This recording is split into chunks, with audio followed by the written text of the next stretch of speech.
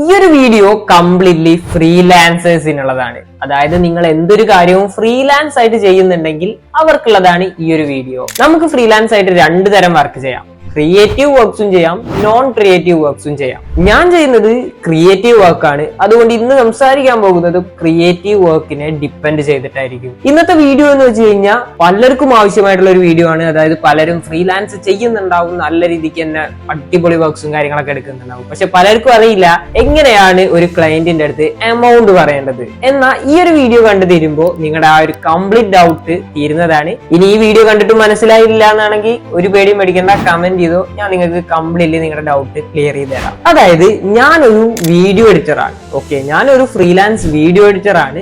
അതിനെ റെപ്രസെന്റ് ചെയ്തിട്ടായിരിക്കും ഞാൻ സംസാരിക്കുന്നുണ്ടാവുക. ഫസ്റ്റ് തന്നെ നോക്കേണ്ടത് ഞാൻ എത്ര രൂപ മാസം ഉണ്ടാക്കണമെന്നാണ്. അതായത് ഓരോരുത്തർക്കും ഓരോ പെർസ്പെക്റ്റീവ് ആണ്. നിങ്ങൾക്ക് ഇപ്പൊ മാസം 30,000 രൂപ ഉണ്ടാക്കാം, 40,000 രൂപ ഉണ്ടാക്കാം, 50,000 എക്സെട്ര എക്സെട്ര എക്സെട്ര. നിങ്ങൾക്ക് എത്ര രൂപ ആണെങ്കിലും ഫ്രീലാൻസ് ചെയ്തിട്ട് ഉണ്ടാക്കാൻ പറ്റും. അതായത് ഫസ്റ്റ് പ്രയോറിറ്റി നിങ്ങൾ നോക്കേണ്ടത് നിങ്ങൾക്ക് ഒരു മാസം എത്ര രൂപ ഉണ്ടാക്കണം എന്ന്. ഞാൻ ഉദാഹരണത്തിന് ഒരു 40,000 രൂപ എനിക്ക് ഒരു മാസം ഉണ്ടാക്കണം എന്നുണ്ടെങ്കിൽ ഞാൻ ഒരു ദിവസം 8 മണിക്കൂർ വർക്ക് ചെയ്യുകയാണെന്നുണ്ടെങ്കിൽ ഒരു മാസം ഞാൻ ഏതാണ്ട് 240 മണിക്കൂർ വർക്ക് ചെയ്യും. ആ ഒരു 40,000 രൂപയെ ഫസ്റ്റ് ഈ ഒരു ഹവറിലോട്ട് കാൽക്കുലേറ്റ് ചെയ്യുക. അതായത് ഒരു മാസം എനിക്ക് 40,000 രൂപ ഉണ്ടാക്കണം, ഞാൻ 240 മണിക്കൂർ ഒരു മാസം വർക്ക് ചെയ്യുകയാണെന്നുണ്ടെങ്കിൽ ഏകദേശം 167 രൂപ ഒരു മണിക്കൂർ എനിക്ക് അതിനു വേണ്ടി സ്പെൻഡ് ചെയ്യണം. അല്ലെങ്കിൽ ഒരു മണിക്കൂറിൽ 167 രൂപ ഞാൻ ഏൺ ചെയ്യണം.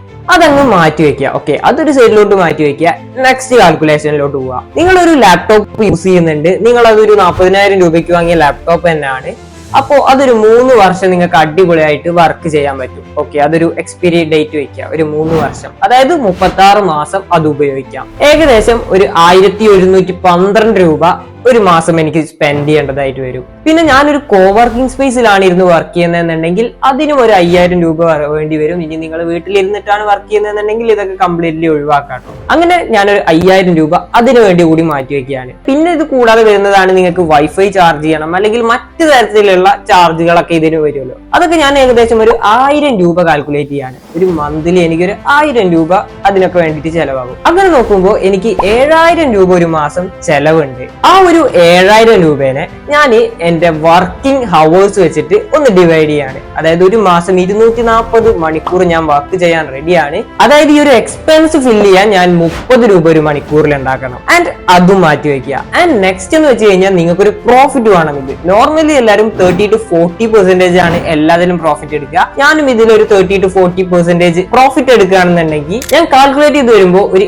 80 റുപ്പീസ് പ്രോഫിറ്റ് എനിക്ക് എടുക്കാൻ പറ്റും അതിൽ നിന്ന്. അതായത് ഇതെല്ലാം കാൽക്കുലേറ്റ് ചെയ്ത് കഴിഞ്ഞ് കഴിഞ്ഞാൽ ഞാൻ ഏകദേശം ഒരു മണിക്കൂറിൽ ഒരു ക്ലയന്റിന് ചാർജ് ചെയ്യേണ്ടത് 280 രൂപയാണ്. ഇനി നിങ്ങൾ എങ്ങനെ ഇത് പ്രൊജക്റ്റിലോട്ട് ആക്കാന്ന് വെച്ച് കഴിഞ്ഞാൽ നിങ്ങൾക്ക് ഒരു വീഡിയോ എഡിറ്റ് ചെയ്യണം. അതായത് ഒരു മണിക്കൂർ സമയം മതി നിങ്ങൾക്ക് ഒരു വീഡിയോ എഡിറ്റ് ചെയ്യാന്നുണ്ടെങ്കിൽ നിങ്ങൾ ഈ ഒരു 280 രൂപയാണ് ചാർജ് ചെയ്യേണ്ടത്. നിങ്ങൾ ഒരു വീഡിയോ എഡിറ്റ് ചെയ്യാൻ ഒരു 4 മണിക്കൂർ സമയം എടുക്കുകയാണെന്നുണ്ടെങ്കിൽ 280 × 4 മണിക്കൂറാണ് ആ ഒരു ക്ലയന്റിനോട് പറയേണ്ടത്. അങ്ങനെയാണ് നിങ്ങൾക്ക് ഒരു എമൗണ്ട് കാൽക്കുലേറ്റ് ചെയ്യുക. ഇത് ഞാനൊരു വീഡിയോ എഡിറ്റർ ആയതുകൊണ്ട് വീഡിയോ എഡിറ്റിംഗ് ബേസ് ആയിട്ട് പറഞ്ഞു എന്നേ ഉള്ളൂ. ഇനി നിങ്ങൾ ഗ്രാഫിക് ഡിസൈനറോ മറ്റ് ഡെവലപ്പറോ എന്ത് തന്നെ ആണെന്നുണ്ടെങ്കിലും നിങ്ങൾ ഈ ഒരു തരത്തിൽ കാൽക്കുലേറ്റ് ചെയ്താൽ നിങ്ങൾക്ക് എത്രയാണ് നിങ്ങൾ എമൗണ്ട് ഫിക്സ് ചെയ്യേണ്ടതെന്നുണ്ടെങ്കിൽ നിങ്ങൾക്ക് കറക്റ്റ് ആയിട്ട് കിട്ടും. ഫസ്റ്റ് ഫ്രീലാൻസ് തുടങ്ങുന്ന ടൈമിൽ വലിയൊരു പ്രോഫിറ്റും കാര്യങ്ങളൊന്നും പ്രതീക്ഷിച്ച് തുടങ്ങരുത്. നിങ്ങൾ നല്ലൊരു പോർട്ട്ഫോളിയോ ബിൽഡ് ചെയ്യാൻ ശ്രമിക്കുക. ആൻഡ് നിങ്ങൾക്ക് നല്ല അത്യാവശ്യം ക്ലയന്റ് ഒക്കെ ആയി കഴിഞ്ഞാൽ നിങ്ങൾക്ക് ഇങ്ങനെ പ്രൈസ് കൂട്ടി വരാം. കാരണം നിങ്ങളുടെ ടൈമിന്റെ വാല്യൂ അവിടെ കൂടി വരികയാണ്. ആൻഡ് ഈ ഒരു വീഡിയോ നിങ്ങൾക്ക് നല്ല രീതിക്ക് യൂസ്ഫുൾ ആയെന്ന് വിചാരിക്കുന്നു. കൂടുതൽ വീഡിയോസ് കിട്ടാൻ ജസ്റ്റ് ഒന്ന് സബ്സ്ക്രൈബ് ചെയ്തിട്ടോ. നമുക്ക് അടുത്തൊരു വീഡിയോ കാണാം.